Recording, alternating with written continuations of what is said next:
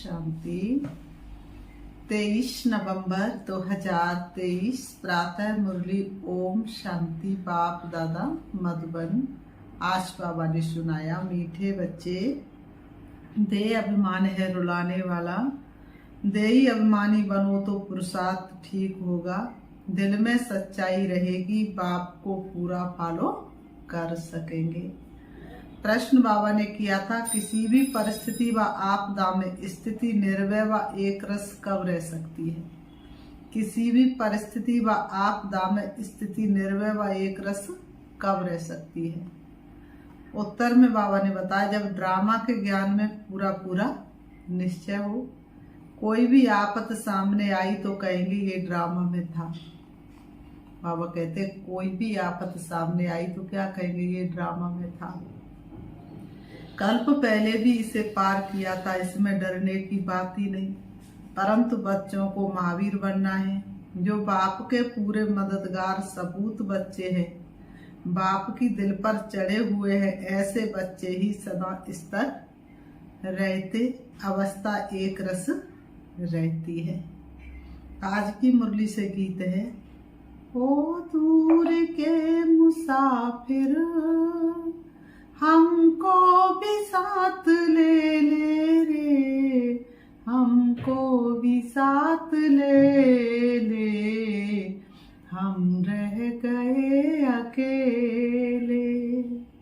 ओ दूर के मुसाफिर, हमको भी साथ ले ले रे, हमको भी साथ ले ले, हम रह गए अकेले। तूने जो दे दिया गम, बेमौत मर गए हम, दिल उठ गया यहाँ से, ले चल हमें यहाँ से, ले चल हमें यहाँ से। किस काम की है दुनिया, जो जिंदगी से खेले रे, हमको भी साथ ले ले, हम रह गए अकेले। ओ दूर के मुसाफिर, हमको भी साथ ले ले रे, हमको भी साथ ले ले, हम रह गए अकेले। ओम शांति। जब विनाश का समय होता है तो कुछ बच तो जाते ही है, राम की सेना या रावण की सेना। बाबा ने कहा दोनों से बचते जरूर है। तो रावण की सेना चिल्लाती है, एक तो हम साथ नहीं गए और फिर पिछाड़ी में बहुत तकलीफ होती है, क्योंकि त्राई त्राई बहुत होती है। तुम बच्चों में भी अन्यन जो है वही लायक होंगे विनाश देखने के। तुम बच्चों में भी जो यथार्थ है, बुद्धि का योग जिनका बाप से एक्यूरेट लगा रहता है, वही विनाश को देखने के निमित्त बनेंगे। बाबा ने कहा वही हिम्मत वाले होंगे, जैसे अंगद के लिए बतलाते कि वह इस तरह रहना, विनाश सिवाय तुम बच्चों के और कोई देख न सके। तुम बच्चों के सिवाय विनाश कोई देख न सके।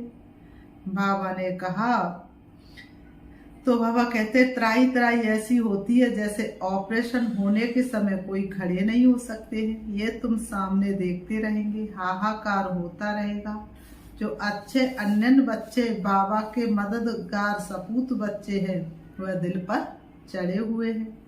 हनुमान कोई एक नहीं था, सब हनुमान महावीरों की ही माला है।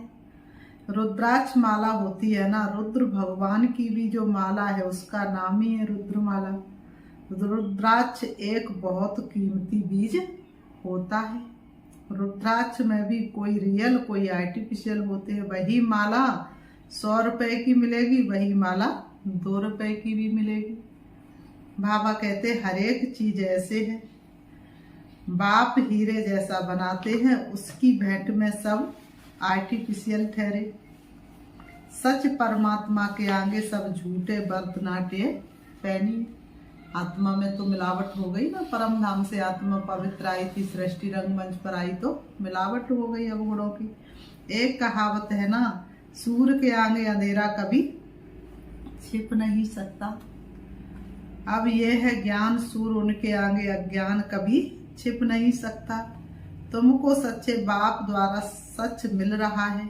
तुम जानते हो सच्चे ईश्वर बाप के लिए मनुष्य जो बोलते हुए झूठ बोलते हैं, क्योंकि भगवान के बारे में तो भगवान ही सच बता सकते हैं, मनुष्य तो बता नहीं सकते।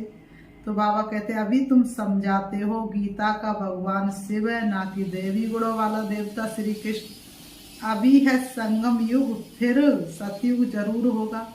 श्री कृष्ण की आत्मा अभी ज्ञान ले रही है, मनुष्य फिर समझते ज्ञान दे रही है। कितना फर्क हो गया है।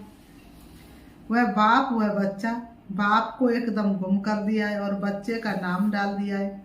आगे चलकर आखिर सच निकल पड़ेगा। पहली मुख्य बात ही इस पर है। सर्वव्यापी क्यों समझा? क्योंकि गीता में श्री कृष्ण का नाम डाल दिया है। इन बातों को तुम जानते हो। श्री कृष्ण अथवा देवी देवताओं की जो आत्मा है, उन्होंने 84 जन्म पूरे लिए हैं। गाया भी जाता है आत्मा परमात्मा अलग रहे वो काल। और सुंदर मेला कर दिया जब सतगुरु मिला दलाल। तो बाबा कहते हम ही सबसे पहले बिछुड़े थे, बाकी सब आत्माएं तो बाबा के साथ वहां रहती हैं, बहुत समय तक, कलयुग तक रहती हैं। और हम तो सतयुग से ही बिछुड़ जाते हैं। सतयुग में ही हमारा पाठ शुरू हो जाता, तो हम सतयुग से ही बिछुड़ जाते हैं। अन्य आत्माएं तो द्वापर युग तक, कोई त्रेता युग तक, कोई कलयुग तक परम धाम में ही रहती है।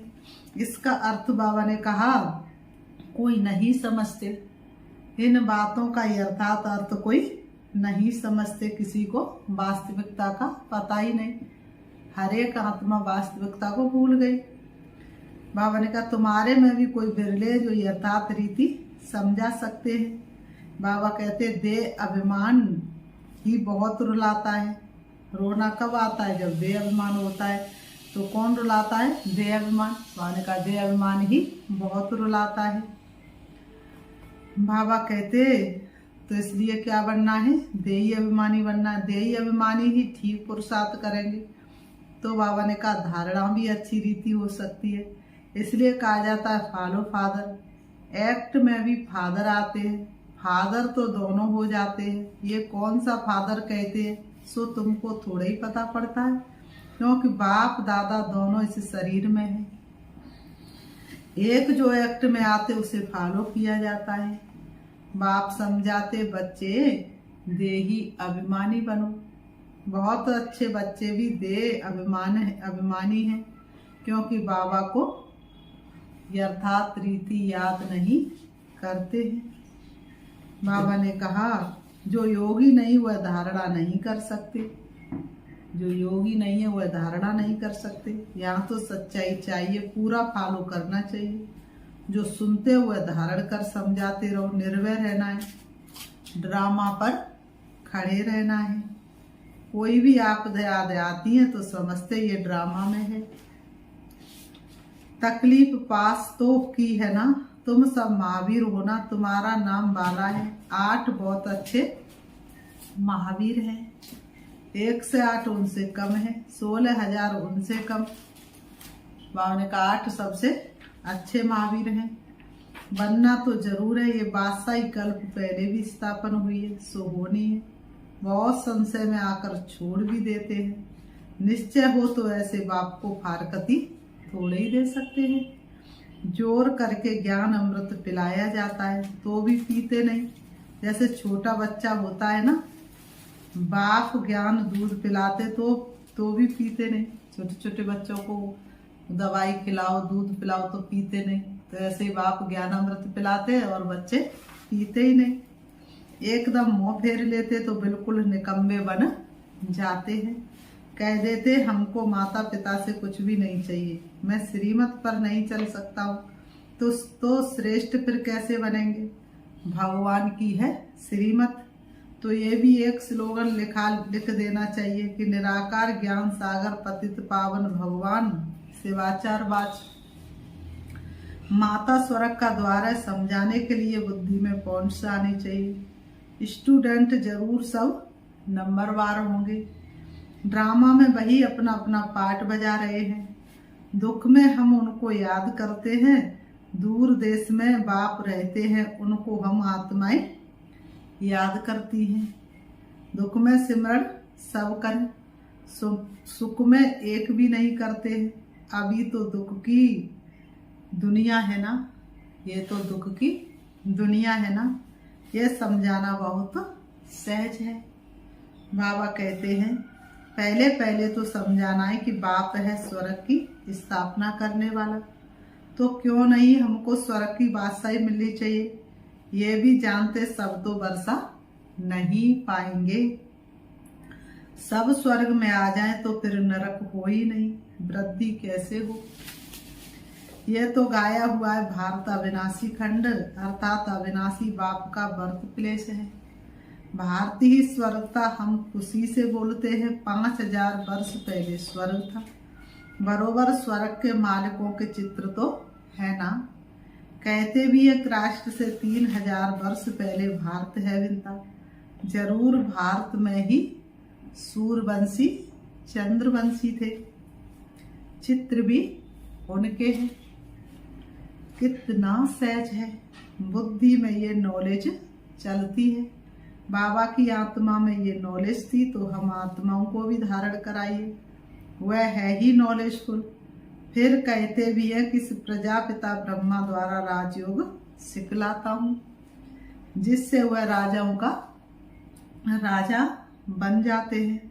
फिर ये नॉलेज प्राय लोप हो जाएगी। बाबा कहते फिर ये नॉलेज प्राय लोप हो जाएगी। अब बाबा कहते अब ज्ञान फिर से तुमको मिल रहा है। अब नया सवेरा लाने को भारत में शिव आए हैं, फिर से मिल रहा है।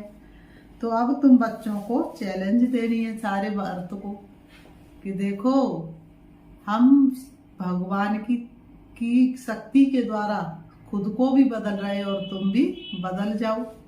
तो इससे बड़ी अच्छी बाबा ने कहा फर्स्ट क्लास बुद्धि चाहिए, इसमें बड़ी फर्स्ट क्लास बुद्धि चाहिए। बाबा अपने पास कभी भी ऊंची वस्तु नहीं रखते। कहेंगे इतने मकान आदि बनाए हैं, वह भी बच्चों के रहने के लिए बनाए हैं, नहीं तो बच्चे कहाँ आकर रहेंगे। एक दिन तो सब मकान अपने हाथ आ जाएंगे। भगवान के दर पर भक्तों की भीड़ तो होनी है ना, क्योंकि अंत में क्या होगा। आज भी आप देख रहे हो व्यक्ति के पास सब कुछ है, धन दौलत महल मड़िया, लेकिन सच्ची सुख शांति नहीं है। उन्होंने तो बहुत भगवान बना दिए हैं। प्रैक्टिकल में तो ये है ना, तुम समझते हो कितनी भीड़ होगी दुनिया में। तो बहुत अंधश्रद्धा है। मेले लगते तो कितनी भीड़ हो जाती है, कभी कभी तो आपस में लड़ मरते हैं। भीड़ में फिर कितने मर पड़ते हैं, बहुत नुकसान हो जाता है। तो यह सुदर्शन चक्र बहुत अच्छा है। स्लोगन भी जरूर लिख देना चाहिए। पिछाड़ी में माताओं के आगे सभी को झुकना है ना। शक्तियों के ऐसे चित्र बनाते हैं। बाबा ने कहा पिछाड़ी में तो शक्तियों के आगे सब झुकेंगे। बाबा ने कहा बाप बच्चों के लिए ज्ञान बारूद बनवाते हैं, कहते हैं सिद्ध करो। वह तो सहज है। भक्त भगवान को याद करते हैं। भक्तों को भगवान मिले हमें प्यारे पिता रूहानी। साधु साधना करते हैं भगवान से मिलने के लिए। गॉड को फादर कहा जाता है। बरोबर हम उनकी संतान ठहरे। ब्रदरहुड कहते हैं ना, चीनी हिंदू भाई भाई है, तो बाप एक हुआ ना। तो क्या इसका क्या अर्थ है, हिंदू मुस्लिम सिख ईसाई आपस में सब भाई भाई, तो वास्तव में शरीर से नहीं, हम आत्मा रूप में सब भाई भाई है। तो बाप एक हुआ ना, जिस्मानी रूप में फिर बहन भाई हो जाते हैं। बेकारी दृष्टि हो ना सके, यह युक्ति है पवित्र रहने की। बाप भी कहते हैं काम महा शत्रु है, परंतु जब कोई समझे मुख्य एक बात है, भगवान सबका बाप है। बाप स्वर्ग की स्थापना करने वाला है तो जरूर बाप से वर्षा मिलना चाहिए। वर्षा था अब गवाया है, ये सुख दुख का खेल है, ये अच्छी रीति समझाना चाहिए। ये सुख दुख का खेल है, ये अच्छी रीति समझाना चाहिए। फिर बाबा ने कहा अच्छा मीठे मीठे सिकीलते बच्चों प्रति माता पिता बाप दादा का याद प्यार और गुड मॉर्निंग। रूहानी बाप की रूहानी बच्चों को नमस्ते, और हम रूहानी बच्चों की रूहानी बाप दादा को याद प्यार और नमस्ते नमस्ते नमस्ते। धारणा के लिए मुख्य सार नंबर 1, सच्चाई को धारण कर बाप की हर एक्ट को फॉलो करना है। ज्ञान अमृत पीना और पिलाना है, निर्भय बनना है। नंबर 2, हम भगवान के बच्चे आपस में भाई भाई हैं। इस स्मृति से अपनी दृष्टि वृत्ति को पवित्र बनाना है। आज की मुरली से वरदान दिया बाबा ने, हर एक की विशेषता को देखते उन्हें सेवा में लगाने वाले दुआओं के पात्र भव। हर एक की विशेषता को देखते उन्हें सेवा में लगाने वाले दुआओं के पात्र भव। दिल से देते चलो दुआएं, सबका भला हो सब सुख पाए। दिल की दुआओं में बड़ा ही असर है। स्पष्टीकरण है, जैसे बाप दादा का हर एक बच्चे की विशेषता से प्यार है और हर एक में कोई ना कोई विशेषता है, इसलिए सबसे प्यार है।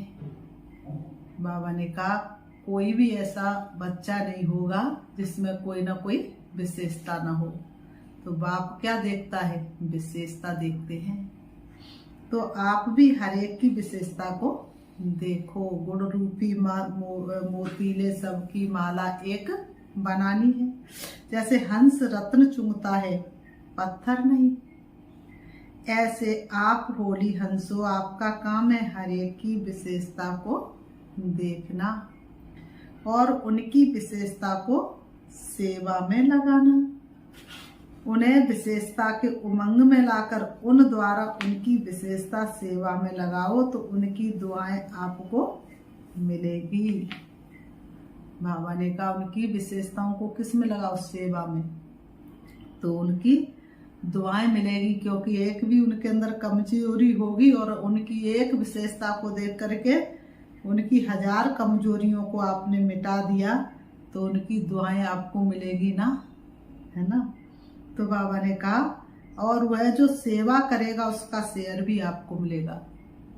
वह जो सेवा करेगा, भगवान का संदेश सुनाएगा सबको, तो उसका शेयर भी आपको मिलेगा।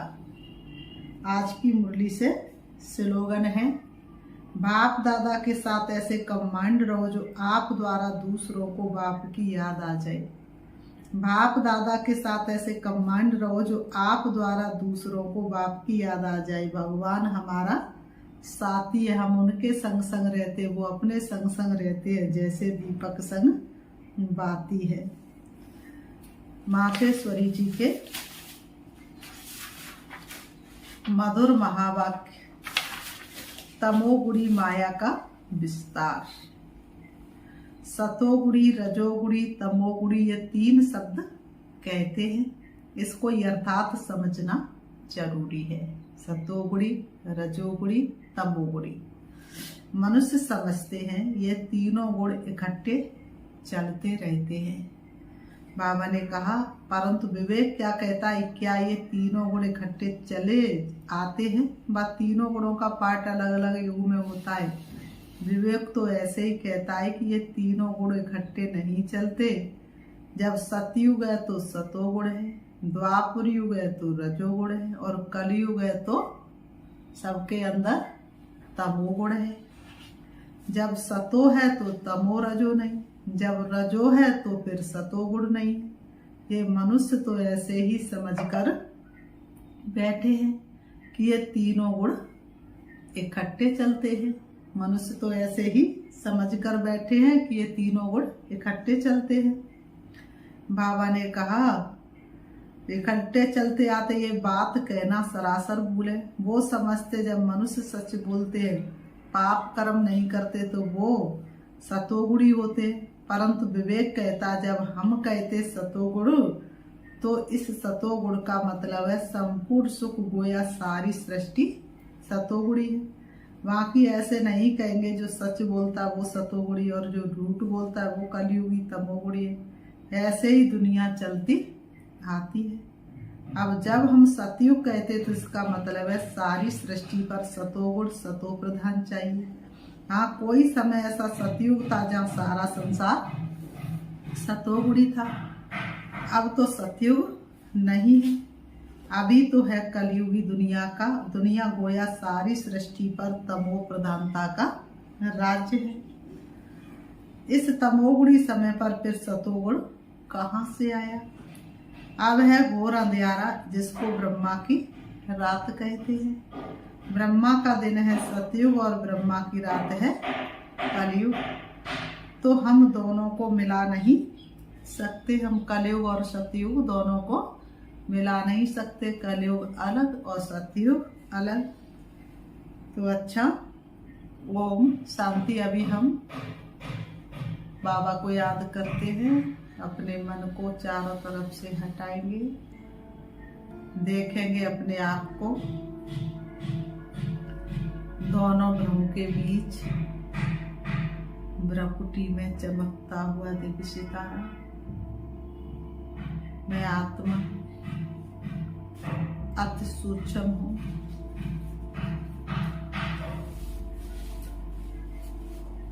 चमकते हुए सितारे की तरह हूँ। शरीर रूपी वस्त्र को मैं धारण कर पाठ बजा रही हूँ। मेरा घर परम धाम शांति धाम है, जहाँ की मैं आत्मा रहने वाली हूँ। मैं आत्मा शांत स्वरूप हूँ। शांति मुझे आत्मा का निजी गुण है। प्यार और पवित्रता मुझे आत्मा की सबसे बड़ी शक्ति है। मैं आत्मा